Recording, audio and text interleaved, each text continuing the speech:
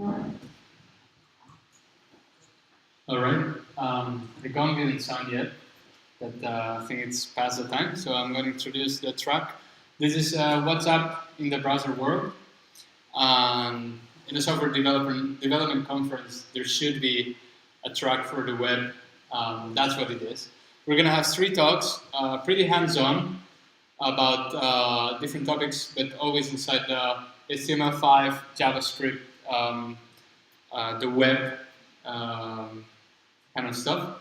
The first speaker is Soledad Penades, and she's going to talk about why investing in the web is a good idea. Please, an applause for her.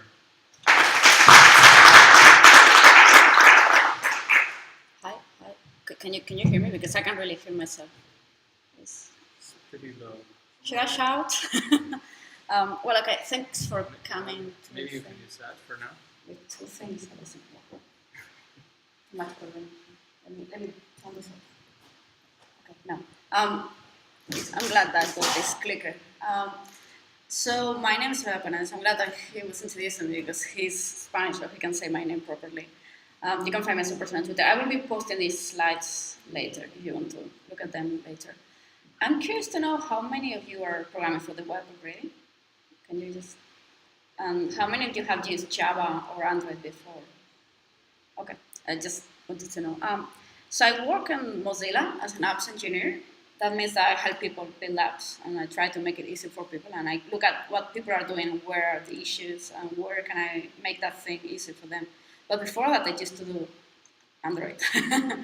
I was doing that for a long time because they sold us this dream that you could earn a living with Android apps, and I was like, of course I want to earn a living with Android apps. Who wouldn't want to work on something that they actually liked? So I thought, I would need to do something that I actually like. So I started thinking, not a game, because building a game involves like story, resources, music, graphics. So that's like, for doing a good game, you need to do like a really good investment. And I wasn't in the position of doing that. So I kept thinking. One day I was walking in London, and it was super cold. And I wanted to take a picture of something, and I realized I had forgotten my camera. I was like, well, I could take a picture with my phone, I guess. So I took out the phone, and I was using gloves because it was really cold. And I had to take out my gloves because the touch screen didn't allow me to take a picture with the gloves on. So I was like, maybe I could do an Android app, which was better than the camera app, and I could use the volume buttons. So that's the first thing I tried to do, photography apps. So my photography app would be faster than the stock app. It wouldn't have all the, all the animations and the things that generally the apps have. I just wanted to click on things quickly. So it would be less clunky. It wouldn't have effects of things. And it would allow me to use the hardware buttons. And also it would be silent. It wouldn't be showing that thing that you got with the Android camera. So I did this one, and it went kind of relatively well. And then I was like, I don't want to stop here. I want to do something else with cameras. And I thought, well, there's no Instagram in the Android market, so that could be an opportunity. But I didn't want to be making an Instagram clone. I wanted to do something that looked like retro, like 80s computers, because I really like that aesthetics. And there wasn't any app that would do that thing. So I was like, okay, I'll do image filters. But I didn't want to make like the apps that were doing the rounds in the market back then, because they would say, take a picture and then choose the filter. So it wasn't funny. I wanted something that was like funny and was really actually using the power in the phone. So I wanted to do image processing, but pushing the limits of hardware. I was like, this phone is kind of powerful, so let's go farther. Let's really use it. So I wanted to do it real time. So I would use the live stream in the camera, and I would be filtering things, and you could swipe between filters, and you could get different output without having to choose. So you could adjust and make it nice. And actually, people were happy about that. I got good feedback, but I got so many issues. Like, I got this weird phone from China that Orange rebranded as something else, and I'm having this issue because I don't have a back camera or I don't have a front camera, and the API didn't respond as expected. And obviously, I couldn't really find issues or an issue tracker for that phone because it was a rebranded phone, and I couldn't buy it either because I had to be maybe in Holland and then buy it there, which I wasn't. And I couldn't buy them. I mean, sometimes I went to eBay to try and buy the phones, but I mean, it was too much for the actual money I was making with this. And then people started asking, what's the iOS version? I was like, I'm really glad that you like my thing, but I don't think I can afford building this for iOS. And then BlackBerry was still a thing, so where's the BlackBerry version? And I was like, Windows, macOS, and I was like, I'm running Linux, so I can't do this. I was like super frustrated because I really wanted to please all these people, but there was no way I could do that. Like, I was only me doing. So at some point I just gave up and joined a startup. I don't know if that was a good idea.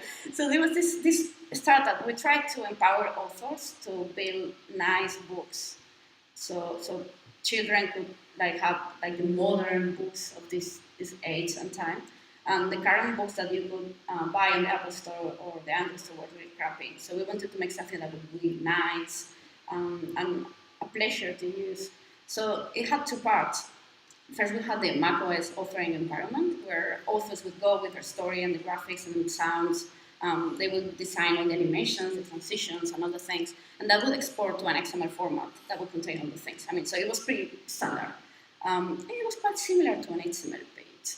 And then we had the engine that would take that XML thing and then would play it in iOS and in Android. And actually, the Android side, that's where I worked, and that was so difficult. It was like maybe 70% of our time was spending time with layout. And the worst thing ever was that there wasn't any preview, or the preview would be different from the actual result. So you would say, well, just push this thing to the device. But because of the way that Android works, the device had to take like more than 30 megs of APK, so it would be like 1 minute deploy time. When you finish this, it was like what I was doing before. I don't even remember. I just have another coffee, and maybe I remember when I finished. So there were lots of custom views that the preview couldn't render, and the complex layouts actually were web views, which was a bit ironic again. And then the native animations were quite limited, and since we wanted these picture books to be nice and posh, that's not something that we could do with Android, because there were like jerk things, quirks, things with holes. Suddenly we didn't know why. And we had junk, like this thing was everywhere. So we kept lots of time in the profiler, like inordinate amounts of time in the profiler. We didn't know if that was the garbage collector. Was it our fault? Was it Android's fault? We don't know. We still had junk. There was code optimizations. Stack Overflow is full of them. Like if you do this thing and then, I don't know, you pray 3 times, you might not have this thing. It doesn't happen. It still happens, you have junk. And what about testing? Yes. There was anyway, at some point we said like we could do a Kickstarter and pay some Google engineer. So he actually shows us how to test asynchronous tasks, because we tried 4 or 5 frameworks for testing and it just didn't work. There wasn't any way. And we wanted to have like full test coverage, but there wasn't any way we could do that thing. So one day, not yet. And there was also this issue with other habits, like not specific to Android, but in general in the design and philosophy in the company. And it was that we were treating different sizes as an exception and not as normal. So things were designed for iPad 1. So when we had to port for Android and they had these different aspect ratios and different things, it was like, oh, Android sucks. I was like, it's not Android that sucks, it's just design skills that suck. So imagine when Retina iPads came up and it was like, I had to redo all the assets. I was like, well, maybe you should have thought of this before. And so one day I woke up and I was wondering, like, why is this not HTML? Why is not? So I went to my boss and he's like, because the web is not ready yet. And I was like, why is it that it's not ready? Because you don't have smooth animations and all in the browser. And I was like, okay, fine. So I just kept working. And the other thing that we were doing was contracting for a local newspaper. And we basically built a glorified RSS reader. It would just pull feeds from the feeds in the website and would show you a list. So it will store that in the mobile device. But again, the layout kept getting more complex. There were lots of web views. Actually, some things were like this web view pulling content from the RSS feed and having a footer with buttons that were added programmatically with Android and scripted with JavaScript running in that web view. And it was confusing and complex. And we reached this nested view limit that only happened on some devices, not all of them, of course. So there was really hard errors to track. So this guy comes to us and we keep having these errors. So we're saying, like, well, you know, the only solution is to redo the whole thing. it's only 2 years old, but just rewrite the whole thing. It's okay. So I woke up again. I was getting super frustrated. I was like, why is this not HTML, JS, and CSS? And he was like, of course, my boss was like, oh, the web is not ready yet. Okay, why? Why this time? Because you can't store offline data, and you can have push notifications. So like, whoa, right, okay. And then, well, other day, because I was doing a little bit of everything. I was updating the company website, and I had to test something that involved changing different values. So I didn't want to be doing this whole thing of writing, reloading, writing, reloading. So I opened developer tools and started editing things. And I had this epiphany. We are recreating the browsers again and again because the web is not ready. And I have had enough. I was like, I'm just out of this thing. I'm just going back to the web, but I'm back with a vengeance. I hope you get this thing, this reference. If you don't, you're not old enough. So I had seen two sides of the fence. I had gone to the dark side, which is the Android dark side, and I could see the good things and the bad things. And I thought I would be working on teaching people about the upsides, so everyone could enjoy about just the web, and I would work in fixing the downsides. So what I did is I joined Mozilla. That's a Red Panda, where we want you to build for the web. And I know that when people are skeptical, they're like, why should I work for the web? Why? What's the point for me? I'm happy in my native world. So I want to say, because it's the only non-proprietary platform, it's the only one where you can actually dig and see what's going on and maybe influence a thing. And no one's going to say, hey, you can't use this algorithm because it's under a copyright. Before any API goes into a web standard, it has to be, implementers have to sign copyright release things, which I don't really follow because I'm not a lawyer, but I mean, you should be protected. Then it's the closest you can get for two bright ones around everywhere. Like, I mean, all the things we were doing and were incompatible, that Java code is totally non-portable to all Java platforms, and the same for Objective-C. This is development cost that you're expending on and you will never get back. And then using standards is a high chance you will get this thing working in the future. Like, just think about games from the 80s. You would like to run a game, but you can't unless you set up a simulator and things like that. I mean, and you don't even have the sources, so you won't be able to run this thing again. And fragmentation is not an issue. It's just business as usual. That's something that we are used to and we are okay with, and we are even encouraging that thing, because that widens your base as customers. If you have people accessing your website with a worse device, it's okay. You don't need to have only super rich customers. It's fine. And also, lowers development costs. Like, even, it's not just like about that web developers are cheaper, but also that on the long term, you're spending less time on maintaining this thing because the whole thing is way lighter. And also it's everywhere. I mean, if you don't trust me, there are a few places where you can find the web. There are quite a few of them. I mean, even macOS scripting is now powered with JavaScript, so maybe they are onto something.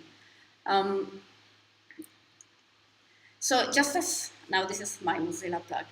We help a lot of desktop browsers from all over, and now we want to do the same with Firefox OS. We want to make sure that people can build amazing stuff with mobile using JavaScript and not having to pay a tribute to Android or Google or whoever if they want to use that platform. So that means that we need to give developers APIs so that they can actually build cool stuff and not just to-do apps. To-do apps are really boring, and I'm sick of to-do apps. So what do you need for that? You need to be accessing the hardware with JavaScript. So there's this whole bunch of APIs that are being implemented in Firefox OS. Okay, that's the last one.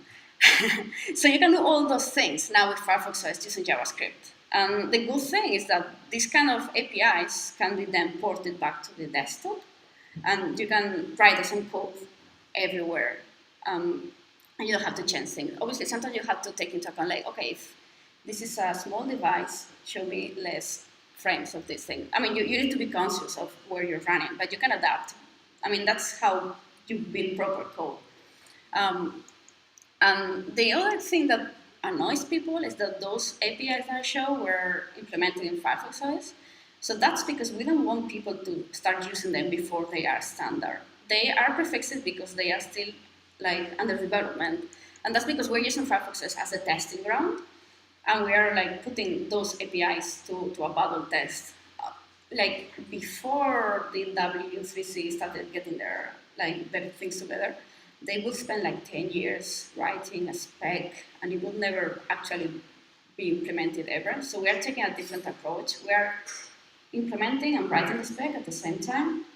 So we are actually testing it and making sure that it actually works. And we are submitting things to standards. We are not keeping it in our hidden wiki that no one can follow. This is all developed in the open. So everyone can plug and say, you're totally wrong, and I think this is why, and maybe we'll take your feedback.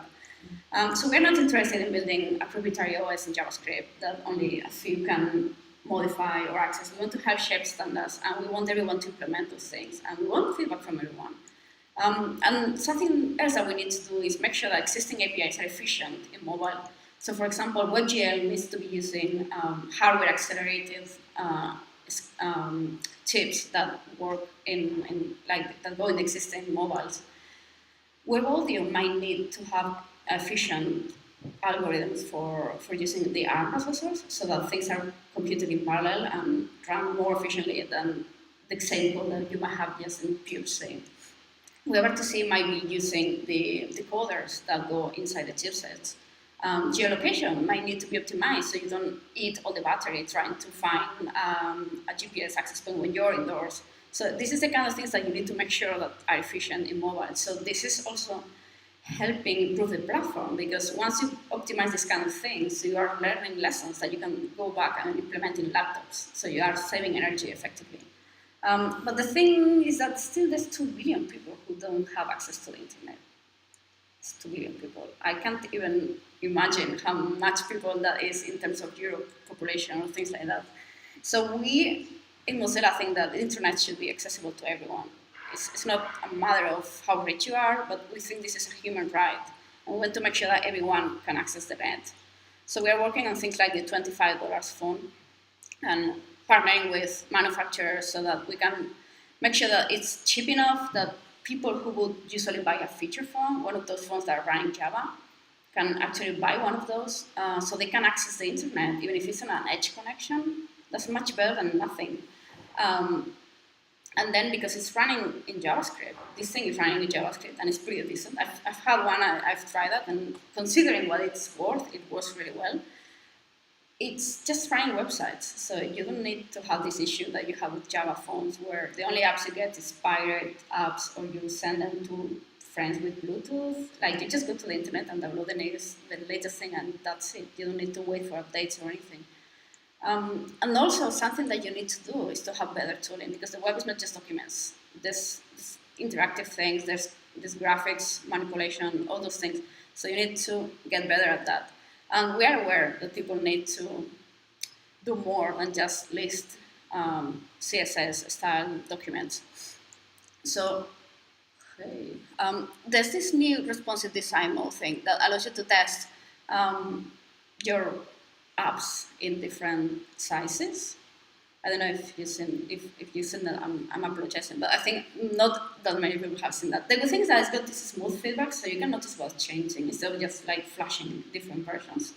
And you can store presets, so you can see you can reach them if you need to. And then there's also this thing. You need to make sure that obviously your pages load correctly, and this thing allows you to not only see the cascade of loading times, but also it will show you how long did it take to load the first time and then on the second time. So you can compare if your cache and rows are working. Like in that how does this load? So what are these? Okay, here, this is the second time you load, and it's really showing that the page is actually cached. Then there's the Scratchpad. It's kind of like this notepad that runs in the same context that your page is running. So if you're developing something that's moderately complex and you're not sure, or you would prefer to live code, you can live code there. And you can also even try new ES6 features in this Scratchpad thing. And everything is just output to the console somewhere here. Yeah. So, yeah. And I think you can also save the scripts there and reopen them. It's like really, if you like coding, that's a thing. It's got auto-completion. I think it also pulls the reference from MDN, so you can get like help on the fly. And then if you're into graphics, this is the kind of things that you need to have. So this thing will just keep track of all the calls to a canvas context in between two request animation frames. So you can then replay using this thing here. You can advance all the calls and see how the frame was built. And that way you can identify, for example, if there were duplicate calls. Not in this case, because this is something that I wrote, and I'm pretty sure that it's working right. But sometimes you pick code from other people, and maybe the library is doing duplicate calls, maybe to begin path or to move to, or they're changing the context twice, and that really slows down the code. So with this tool, you can identify, and here you're seeing the preview of each frame. Like you've got the frame here, it's cut off, but you can see how the thing is built. So it's a really good way of debugging graphics code without actually reading the code. And then just the shader editor. Just as you can see the code of JavaScript using the debugger, you can also see the WebGL code with this thing. So you can, I don't know, do you know about shaders? WebGL shaders. Okay, so there's two parts. Each program has the pixel shader. Wait, how is it? I think this is the pixel shader on this side. So yeah, you've got the vertex shader and the pixel shader. With this, you define how the vertices look like, and here you define how each pixel which color should each pixel be. So with this thing, you can pick all the shaders that are running in this page and edit them, and you get all the results on the fly, which is really, really useful, especially if you're developing games, or say this thing that I was doing. You want to be seeing the things in the context, because you're not just seeing the effect running on a cube on a white background. You need to consider all the interaction of all the effects running on the page, because otherwise there's no way to actually make sure that the changes you're applying actually make sense. So for example, where is that? If you change the opacity here, now it changes automatically. If I saw a thing with a white background, I wouldn't really be able to make sense of that. And this is the latest addition to the developer tools. Now you can also, okay, there we go. You can inspect the graph, the web audio graph, and if you click on a node, you can edit the properties of the node, and it changes instantly. So you get, this is something I built, and this is something in the page, and this is the developer tools. So I can see the thing changing, because this is my visualizer, and everything changes instantly. So if you're using some code that someone else made, like I was trying to understand how vocoder worked the other day, and I was like, I can't figure out how this whole thing is built. I just opened the thing with developer tools, and I could see all the structure. Like, okay, I see how it works, rather than reading like, I don't know, 1,000 lines of code that are not indented or anything. And this is really new. What? So I mean, you have a web audio Editor. debugger inside Firefox to debug audio from all the context. So yeah, so the way web audio works is you create a context, and then you create nodes, which is this thing, and you connect them together, and then they end up in the destination, which is actually your speakers. So you can have things that transform audio or generate audio. I'm a little bit of an audio freak, so that's why I kind of get excited about this. I mean, that's good, but sometimes you want more things and the browsers are not fast enough, so you need to fill the gaps. And those are some of the things that Mozilla is doing, but it's not something that we are doing exclusively. There's many people working on that, and there are many great polyfills over there. So I'm just going to talk about things that my team is working on, so I can really speak with knowing what we're talking about.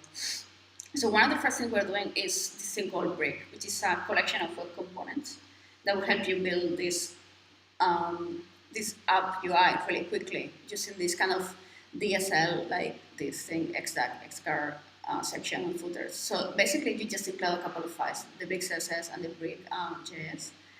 And once you do that thing, you can define your own components. Like you have your header and your tag of cards, and every card has an ID, and then you've got a tab bar on the footer. And you can say, when I click on a tab here, I want the tag which is associated to this thing to show this card. So you can build this UI really quickly. It's a little bit like the, I can't remember how it's called, like the Android UI language, but not that complex. And styling is just using CSS. So if you're into web components and you kind of want to start and don't really know where, this could be a good start. Something else we are working on, I know that sounds ironic, is the Firefox OS plugin for Phonegap. So people can build applications for Phonegap and also export to Firefox OS. And I know that people are like, I mean, even me, I was thinking, like, why are we exporting to Firefox OS via Phonegap? I mean, Phonegap things are just JavaScript. Why are they not just using Firefox OS? Because it's just JavaScript. And they were like, well, the thing is, some things can only be accessed via Phonegap in some platforms, like some native apps, some native APIs, I mean.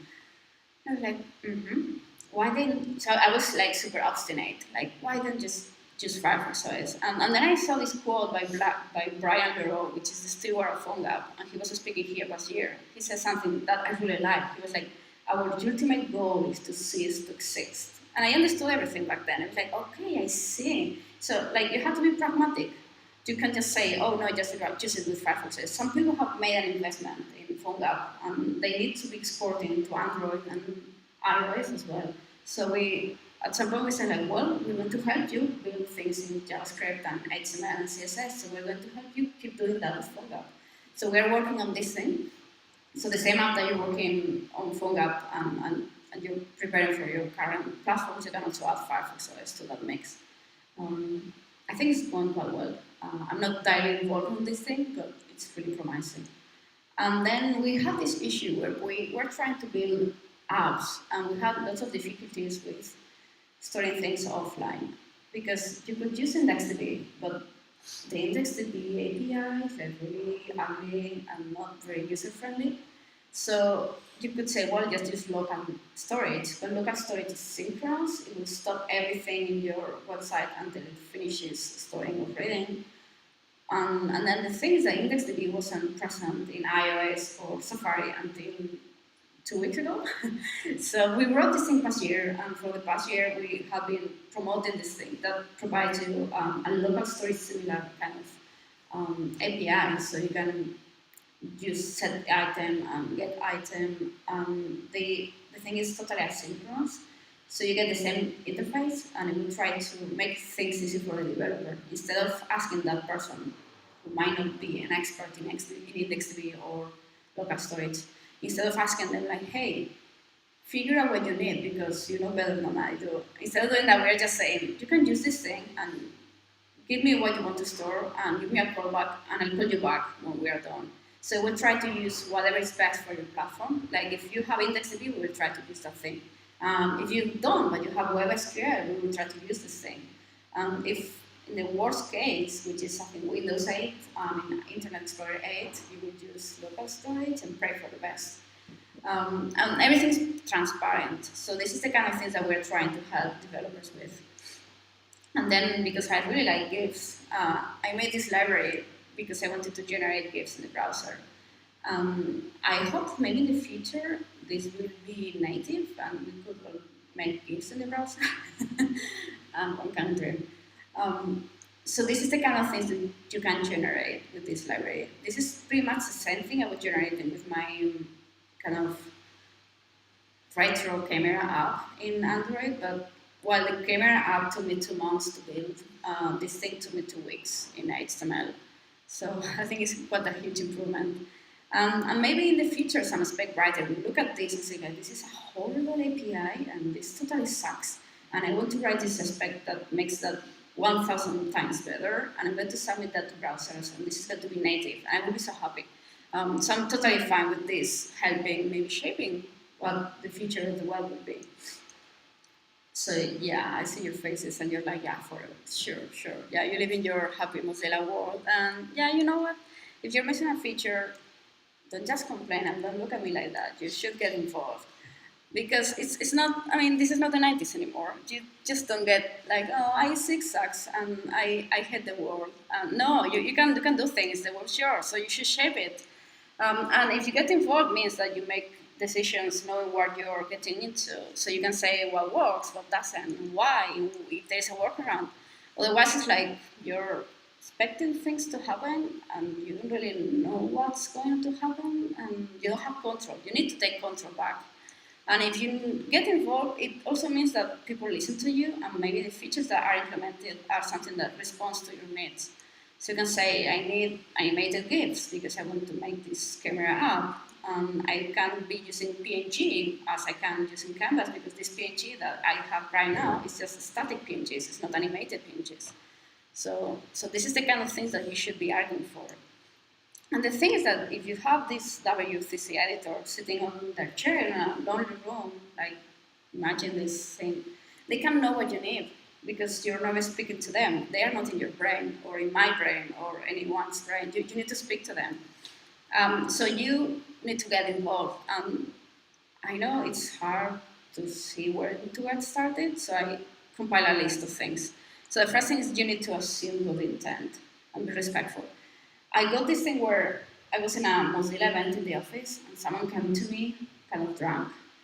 He was like, "You guys made this monumental mistake." And I was like, "What did we do?" "You implemented Flexbox, and then they changed that." And I was like, "I don't think anyone did that just to piss you off, just to be sure. But you should not be using prefixed stuff." But that was because he was using something without being involved, so he wasn't aware of what was going on. So apparently all his websites had broken, and he was like aggressive with me, and that's not the way to gather friendliness from developers. Because if he had been nicer, I could have gone to Mozilla and say, "Hey guys, this guy was really pissed off. Maybe we could help him." But I mean, I just went away from him. So you need to find a channel that you're comfortable with. I mean, some people are not comfortable writing in a mailing list, and that's okay. So there are many channels. Like mailing lists might be a little bit too much because there's kind of assumed knowledge that you might not be aware of, and it's really hard to get the point of things. So some working groups are moving to GitHub repos where you can create issues, and it kind of is easier to keep track of what is going on that issue. Other people use IRC.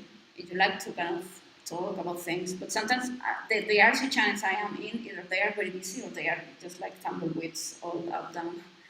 And there's also meetups. If you are lucky and you live in a city like Amsterdam or maybe London, there are lots of meetups, and sometimes they bring up people important, and it's a good chance to meet people.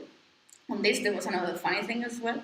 I was in this Mozilla meetup, and I was like, this person looks familiar. I don't know why. And I was wondering, and then someone told me like, "Hey, that's Tim Berners-Lee." I was like, okay, fine. So this is a high chance to meet important people that can help the web. And then there's also things like Extensible Web Summit. That's supposed to be a place where developers like you and me, and implementers, spec writers, and important web people in general meet together and try to discuss. They have like, how do you call it, like short talks and longer talks and kind of discussion tables, so you can study or maybe try to work over things that should be implemented in a few months or in a few years. And something else that people don't really value is asking questions, but asking questions is super, super, super, super, super cool. The first thing that shows is that you care about a product. If you ask a question, it's because you're really interested in that thing. And then asking a good question forces you to actually think about what you're not understanding. So you need to phrase it in a way that we understand your question. And the second good part of asking a question is that it shows that something is not clear, and it will help us make it clear. So if, suppose I write a library and I give it to you and you ask me many questions, I might really realize that my library is horribly designed and it doesn't make any sense because you don't understand it. So this is the kind of things that we need input from users from. And then users should try the code in different browsers. I know this is maybe a silly thing to say, but I've got people building things in a permissive browser, and then they give it to me, and I was like, this is broken. I was like, your browser sucks. Why are you using Firefox? Of course, because you work on Mozilla. No, this thing is more strict, and it's telling me that your code is not strict, and maybe it should be, because it can break, and that's why my browser is telling you. So that's good, and maybe sometimes you might find bugs, and that's fantastic.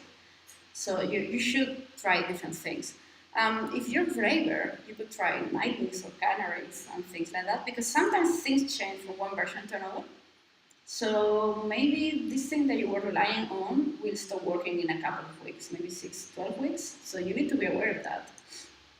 Or if you're even braver, you could try to compile the thing and you could fix something that's annoying you.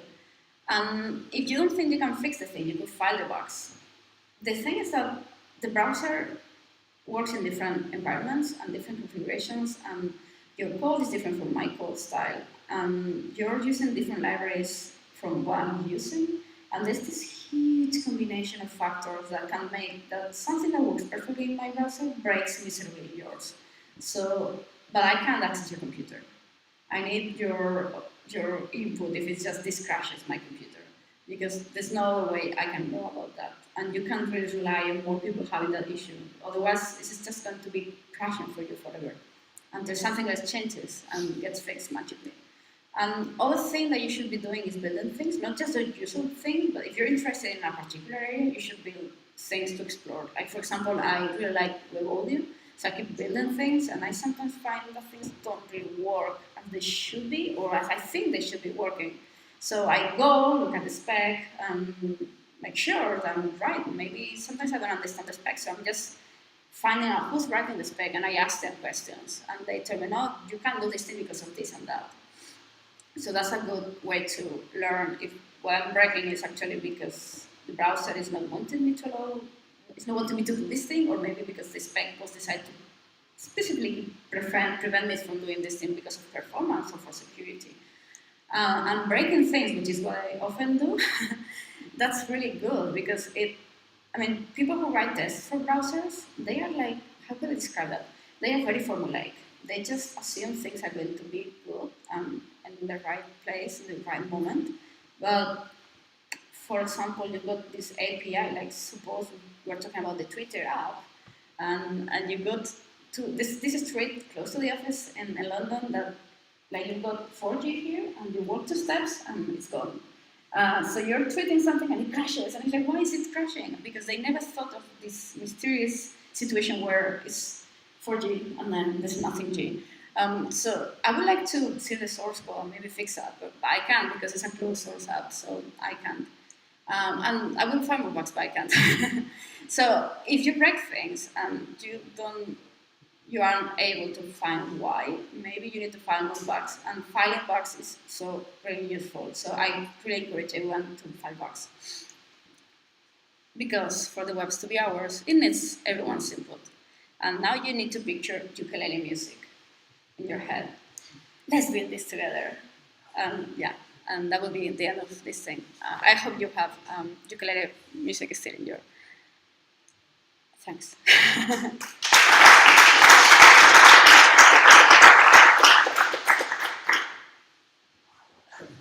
Things.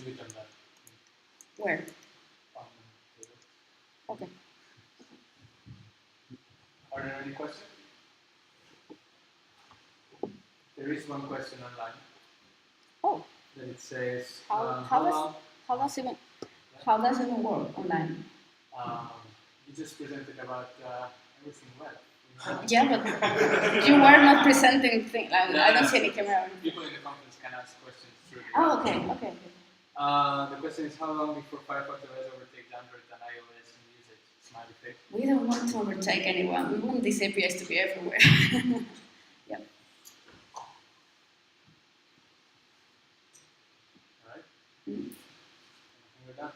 Okay. Thank you very much. Thank you.